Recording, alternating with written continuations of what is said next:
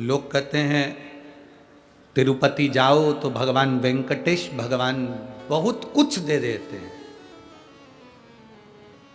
हम कहते हैं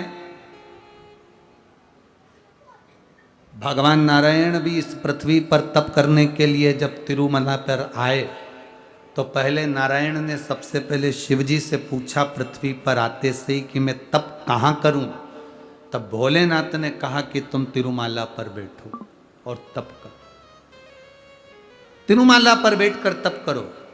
तो तिरुमाला पर तप तो कर लूंगा, भगवान नारायण बोले, पर दिक्कत दुनिया के लोग मेरे पास आएंगे, दुनिया के लोग मेरे करीब में आएंगे, तो मेरे पास में इतना भंडार हो कि मैं दुनिया के लोगों को लुटा सकूं, ऐसी कृपा कौन करे। तो भगवान शंकर ने कहा तुम बैकुंठ में रहते तो भंडार तुम्हारा था, पर पृथ्वी पर अगर तप करने आए हो तो भंडार हमारा है। तुम चिंता मत करो, तिरुमाला पर बैठकर तुम तप करना, मैं कपिलेश्वर महादेव बनकर नीचे बैठकर तुम्हें भंडार देते रहूंगा। आप लोग गए हो तिरुपति? तिरुपति कौन कौन गया जरा हाथ उठाओ। अब हाथ वापिस रखो नीचे। कपिलेश्वर महादेव का दर्शन करा है तिरुपति से नीचे? जिनने करा वो हाथ उठाओ। करा है दर्शन? रखो।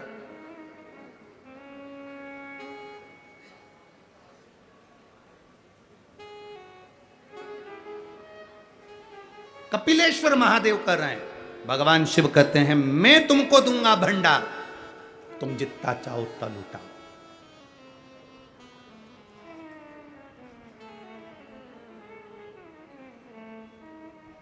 तुम्हारी मर्जी पड़े उतना लूटा,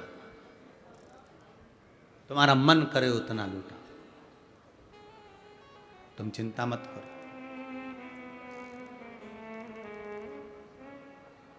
वो लिख सकता है भाग्य, मेरा नारायण, मेरे भगवान ब्रह्मा विधाता तुम्हारा भाग्य लिख सकता है, पर बदल शिव सकते। मिल गया पुत्र, बेटा बड़ा सुंदर था। चमक किसकी है? शिव की। जो भगवान शंकर की भक्ति में लगा रहता है, शंकर जी को एक लोटा जल चढ़ाता रहता है, जल चढ़ाने वाले का चेहरा जब वो मंदिर से आए या मंदिर जाए, छोटा सा बच्चा अगर स्कूल की ड्रेस रोज भी पहने और स्कूल की ड्रेस भी पहनकर अगर छोटा सा बच्चा मंदिर जाके एक लोटा जल चढ़ा रहा है, तुम्हारे घर के नारी पुरुष बच्चे बेटा बेटी अगर शिव जी को जल चढ़ा रहे हैं या जल चढ़ा कर आ रहे हैं, रोज देखना उनको, उनके चेहरे पर कुछ अलग होगा, पर जिस दिन वो जल चढ़ा कर आएंगे उनके चेहरे पर अलग से चमक होगी। वो शिव तत्व की चमक, वो शंकर की चमक।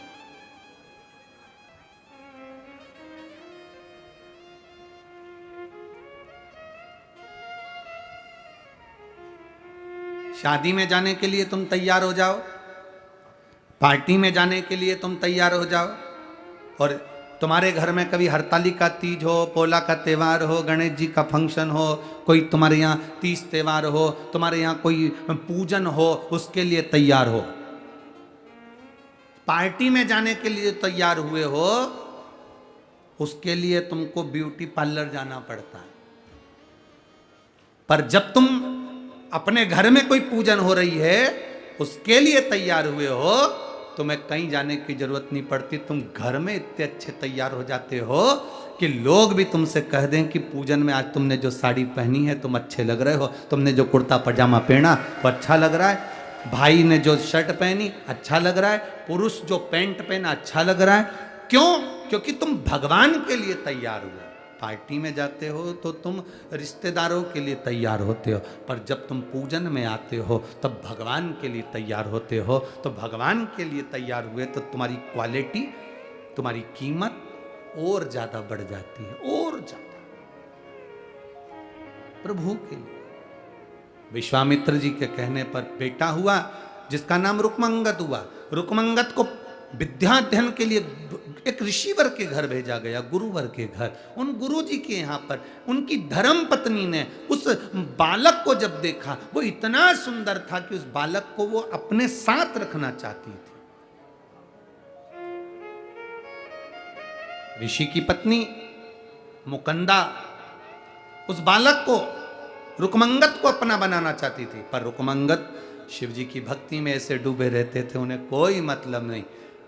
नारी ने उनको अपने करीब में बुलाना चाहा, पर रुकमंगत शिव की भक्ति में लगे रहे, उन्हें कोई मतलब नहीं।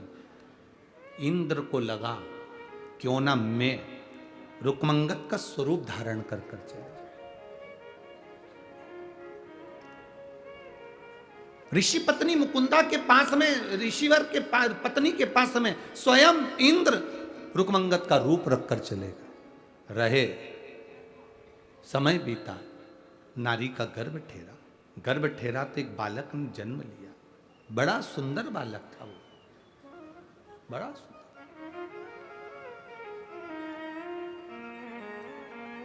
बड़े सुंदर बालक, और उस बालक का नाम हुआ ग्रीष्मा। जब उस बालक ने जन्म लिया, जन्म लेते से पूछा मेरे पिता कौन है, पिता का नाम पूछा, तब बालक की आंख में जल भरा हुआ था, माता के नैनों में जल भरा हुआ था कि ऋषिवर पिता कहूं या रुकमंगत पिता कहूं, मैं किस पिता का वर्णन करूं। जानकर उनकी आंखों से जब जल बहा तो ग्रीष्मद ने पूछा, मां तू सत्य बता, तो अगर तू सत्य नहीं बोलेगी तो मैं महादेव से सत्य लूंगा। ग्रीष्मद ने शिव जी के शिवलिंग का निर्माण कर कर महादेव से पूछा मेरे पिता का नाम क्या है, तो कहा तुम्हारे पिता का नाम इंद्र है। रुकमंगत का रूप रखकर तुम्हारे पिता तुम्हारे माता के करीब गए, नजदीक। मां, एक शिव भक्त के प्रति तेरी गलत दृष्टि, गलत विचार। मां, मैं तुझे श्राप देता हूं, तो बेरी का पेड़ बेर का पेड़ बन जाए, बेड़ी का वृक्ष बन जाए। मैं तुझे श्राप देता हूं, शिव भक्त के प्रति गलत सोच, गलत दृष्टि, गलत भाव, गलत विचार। मेरा एक निवेदन